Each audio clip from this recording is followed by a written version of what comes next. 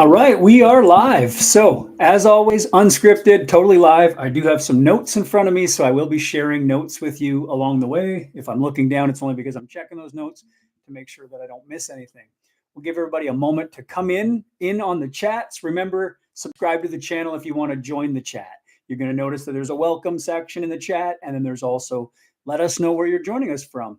Let us know that you're here live. You're also going to be able to watch this on a replay, but the interaction won't be the same. All right, so I'm going to watch the chat as much as I can today to make sure that I'm giving you guys a chance to interact with what we've got going on. Welcome to the Precision Elite Training Studios. In our office today, I'm going to be taking you through day one, week one of our 10-week free coaching series. So I've got my camera up above here, so I'm looking up at you up in the camera, and then I might be looking down at the screen. So keeping you guys on track here. We're going to start off with week one. So first off, a little bit about what we are looking to do. We're here to help those of you who are trying to better yourselves through fitness and health, nutrition, exercise, and mindset. Those are our pillars of all of the programs we run in our foundational precision elite training programs to help people get better weight loss through fat loss, not just through losing weight. We all know that you can lose weight in many, many ways, and most of them are not good. For a silly example, I could say, cut your arm off and you'll get on the scale and you'll weigh less. Yes, that's true, but it's not an optimal result, is it? The outcome isn't really what you want. If I took you to the bathroom and said, go to the bathroom, whether it's, to urinate or to have a bowel movement, you're going to notice that you'll lose weight that way too. But again, that's going to come and go. It's going to fluctuate. So water weight is another thing that's going to fluctuate a lot. So don't let the scale play games with you. Take a look at analyzing a little deeper than just the official overall mass on the scale. Helping you have a better relationship with what you see on the scale is going to be a big, big part of your success moving forward. So one of the main things is a big reason that most people fail when trying to follow meal plans or fad diets is because they're unsustainable. The long-term result is usually because they can't stick to the restriction or the deficit that's being created. So we're going to help you guys to start to understand that there's a journey in this, and creating a diet that's for you is the real reason that you're going to succeed. Not taking the latest fad that everybody's doing and saying, well, it worked for them, I guess it's going to work for me too, and find out that you get a ton of horrible gut response from that, and the restriction is far too severe for you to stick with. All right, so let's get into this.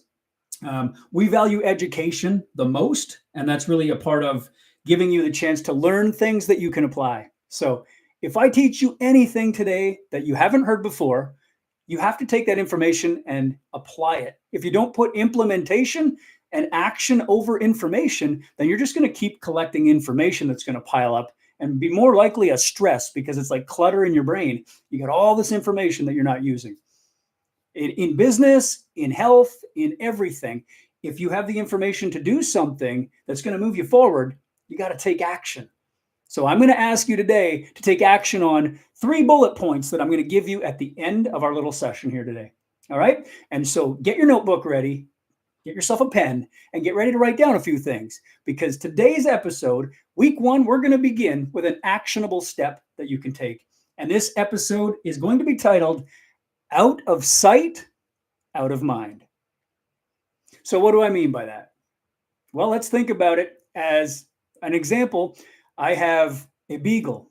My dog, Chief, is absolutely determined, when it comes to having a toy or a stick or anything that he's found on the ground. If I try to take it away from him, he is absolutely going to pull back. He's going to fight back, and he's going to do everything he can to get it. If I can manage to take it away and hide it so that he can't see it, he forgets about it. And when he forgets about it, he's no longer, completely obsessed about getting it, right? And so we get more of what we focus on. And if it's right there in front of us, we will focus on it. Now, this can be a double-edged sword, because those of you who have triggers, foods that really set you off and cause you to overeat, cause you to not be able to stop eating, which are usually processed foods, those items are triggers for most people. If they're in sight, they're in mind. Just like in my dog's situation, if I take something away from him and he can no longer see it, he kind of forgets and he gives up on the whole idea of chasing it. But if I have that visible to him, he will always prioritize that over anything else. Do you know what I'm talking about? Some of you have pets. What if some of you just have kids?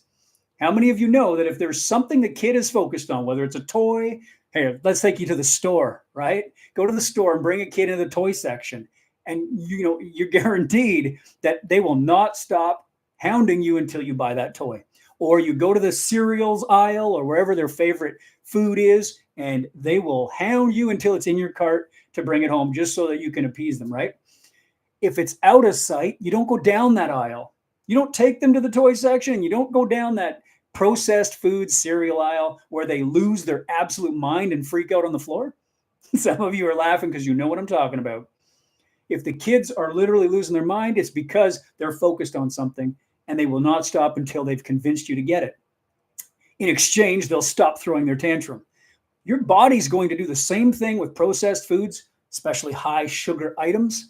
And when you bring them into your system, you're going to crave more of them. They're engineered to do that. That's what we call processing. They've processed that food. People are paid billions of dollars to go in and engineer food to be more palatable, which means tastier and more addictive. Just like a drug, you're going to become addicted to food. Now, some of you already are, and we want to fix that. Okay, overcoming an addiction is admit you have the problem and then start working on steps to fix it. Just a step at a time makes a big difference. Look at things like Alcoholics Anonymous. It's a step program, isn't it? So don't think that you can just change your whole nutritional outcome, lose all your weight, and fix it all in a day. It's going to take steps. Over the next 10 weeks, I hope to give you at least 10 steps that are going to help you out. So today, out of sight, out of mind becomes step number 1. The fundamental law of nutrition that each of you needs to write down is out of sight, out of mind. If a food, here's my notes. If a food is in your possession, in your home, or even at work, you're going to eventually fall victim to eating it. It doesn't matter if you have the willpower of someone who is completely focused on, I need to do this to succeed. You can say to yourself and rely on willpower all you want. If it's in sight, it will be in mind. And eventually it will keep nagging at you, keep throwing its tantrum until you give in. Now, it may not throw a physical tantrum, but it's going to be up here. And a lot of us battle with the mental part of it. So if it's in your possession, you're going to eat it. I need you to write that down. If it's in my possession, I will end up eating it. Out of sight, out of mind. Okay, so we can't go relying on it. I've been at this for 20-some, almost 30 years in the fitness industry. I've lost 80 pounds myself. And I don't say that to brag. I tell you because it's possible for you too. I want to inspire you to be able to say, I could do it just like he did. There was nothing special he was born with. Okay, I don't have any gifts that were given to me or inherited by someone with great genetics or whatever it is, right? All I'm looking at here, guys, is the ability to say, do I want that? Can I stay away from that? Should I even buy that in the first place and bring it into my house? The answers most of the time here are going to be, no, I don't need that. I don't want to bring it into my house. And if it gets there, I know I'm going to fall victim to it. So how many of you are on board with that? You understand what I'm talking about. You know that you've already brought things into the house that you're going to fall victim to. And here's a great example. Halloween, October 31st just went by. How many of you have a bag of candy sitting in your house somewhere that you've already probably fallen victim to? And you've started to have one small bag of chips, one small little chocolate bar, one little, whatever it is. You're eating all the things now, aren't you? You're starting to trigger, oh, well, one more won't hurt me. One more won't hurt me after that. And the next thing you know, you've had 5, 6, 7 of these things. And you can't stop. They're processed to make that happen. So what can we do to fight back against this? Well, the first and foremost thing is you don't want to have it in the house anyhow. So try to give it a small portion that you do keep if it's for your kids or whatever, because Halloween is a once a year thing. And balancing that out isn't going to be the end of the world. You can definitely balance and you can have one small thing. My son and I had a little sweet treats. I forget what it was called. Sour Patch Kids, I think it was. A little serving. And we laughed at the fact there was only 4 little Sour Patch Kids inside the package. So with only 4 little treats in there, was it really worth the hundreds of calories that we consumed? Maybe not. There was probably a whole meal we could have had for the same amount of calories and had way more nutrient benefit. But once in a while, a little treat, a little something different, it's Halloween, whatever, then you can go ahead and have that. If it is bringing you an experience that you guys are enjoying and you're getting mental health benefit from in the way of interaction with someone like, a family member or loved one, then great. Enjoy that for that moment. That goes for alcohol, it goes for desserts and treats and all these other things that people fall victim to. If there's a social benefit to it, that's a good reason for it to be part of your life, but it doesn't mean it needs to dominate your life or control you. And here's another thing. If you are someone who's highly triggered by items like that, you have to be able to learn to say no and say, listen, that's not for me. Set a standard for yourself and put it out of sight, out of mind. And even if it is in sight, you have a much better barrier between you and that item and your belief in what that item will do for you. Knowing that, someone like, say, for alcohol, someone who's gone into, I'm no longer an alcohol drinker and I don't want to be an alcoholic and I don't want to have this issue. They just say no when the alcohol is present. Even if people around them are drinking, they identify as a non-drinker. They do not drink. That's just not what it is. I'm not a drinker. And so that identity shift can really protect you. But the easiest protection is out of sight, out of mind. All right. So what do you need to do? We're at the end of the session. This is it. Very, very simple. It sounds extreme, but relying on willpower is not going to cut it. Okay.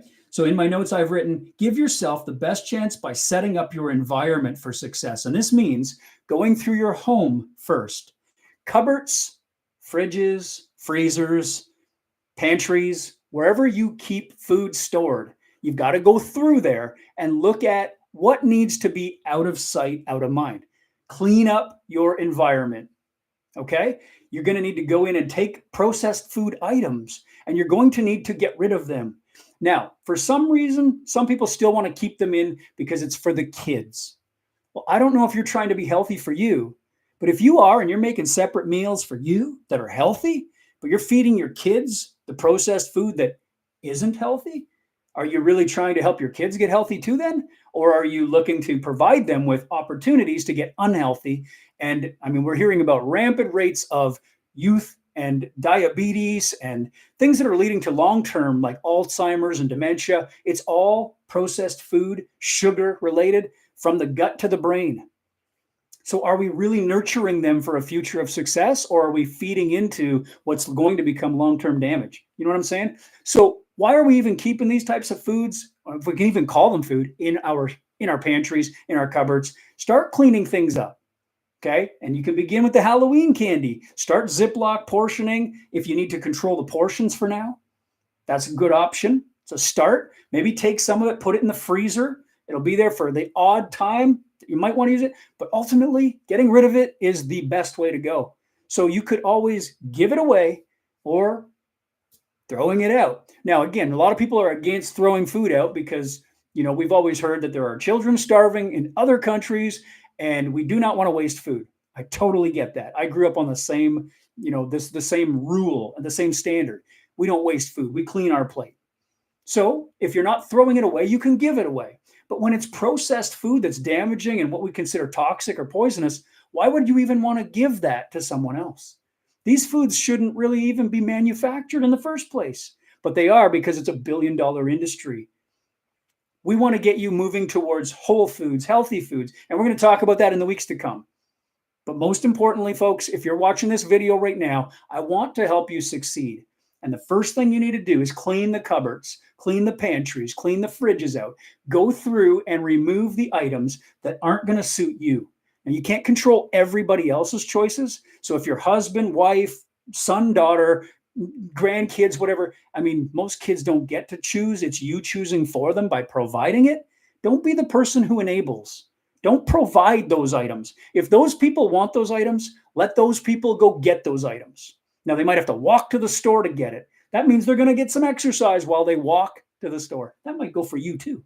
If you have to walk to go get it, and you really need it that bad, you'll at least offset by getting some exercise and some mobility before you consume the item. That can help, believe it or not. That's going to make a big difference. So at least out of sight, out of mind at the cupboard level, the fridge level, the pantry level, it's going to make you have to go get it if you really want it that bad. And I'm going to bet that in the time it takes to go get it and decide for yourself, is it even worth the trip to go get it? You're going to choose something else because it started with out of sight, out of mind. So the home is the first place to clean up your environment. Also, anyone who has to go to work and notice there's a big tray of cookies on the staff room desk, or there's a big donut, Tim Hortons donuts and muffins and all the stuff, all these pastries and things that people bring to work, and they put it there. That's a highly, highly toxic area for you to be in.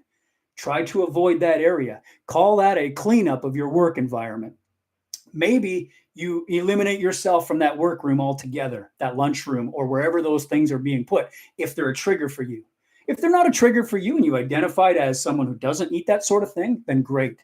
But some people are victim to sugar. Some people are victim to high salt, like chips. And some people are victim to, different baked goods. Just the aroma alone can make you feel like, you can't stop eating it. Just the smell lures you right to it, like a cartoon where they're following the scent waves right to the product, and then you end up falling victim to that. So think about the work environment. Where are the triggers at work that you might be able to avoid? Okay, clean up the work environment. Don't keep something on your desk like a little bowl of candies that you can snack at through the day. That's not going to help you. That's in sight, in mind. You're going to continue to mindlessly keep grabbing from that little bowl. Instead, you might be able to put a little bowl of something healthy beside you. You might even keep a water bottle close by. These are some things we're going to cover in the next 9 weeks as we go through our 10 weeks of free coaching. But this week is all about getting these things, these triggers, out of sight, out of mind. You're going to hear me say that a lot because that's the focus. So write down these things that apply to you, where you can clean up, how you can clean up, right? These are the what to do's and the how to do them. You got to get in there and do it.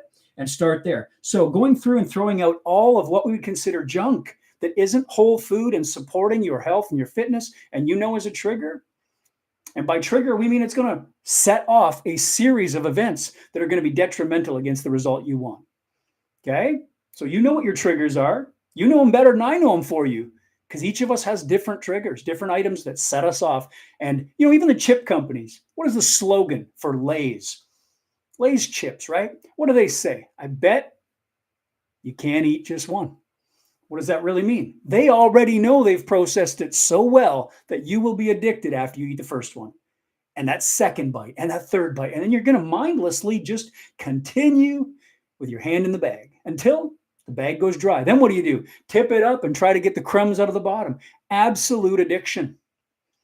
But what if that bag isn't even in the house in the first place? It isn't at the office. It isn't anywhere that you're going to be. That's going to help you succeed. And the calories you're going to save by not falling victim to that could be in the thousands. Now, thousands of calories. Remember this. It's not absolute science, but 3,500 calories is equivalent to 1 pound of fat. If you could eliminate 3,500 extra calories of consumption over time through all these triggering foods, you could lose a pound just by not eating those things, or at least prevent putting on that 1 pound. That's not a bad deal, is it? We know through exercise and activity, we can spend calories, which is great. But burning off calories is something we'll talk about in another episode. But right now, not putting on the extra 3,500 calories means that you're not putting on that extra pound. And there's a lot of calories packed into these processed foods. So out of sight, out of mind, folks, that's the key for this week. And now, whatever it is, trust me, you're going to get through this and we will make a difference. You've got to stick with us for the next 9 weeks.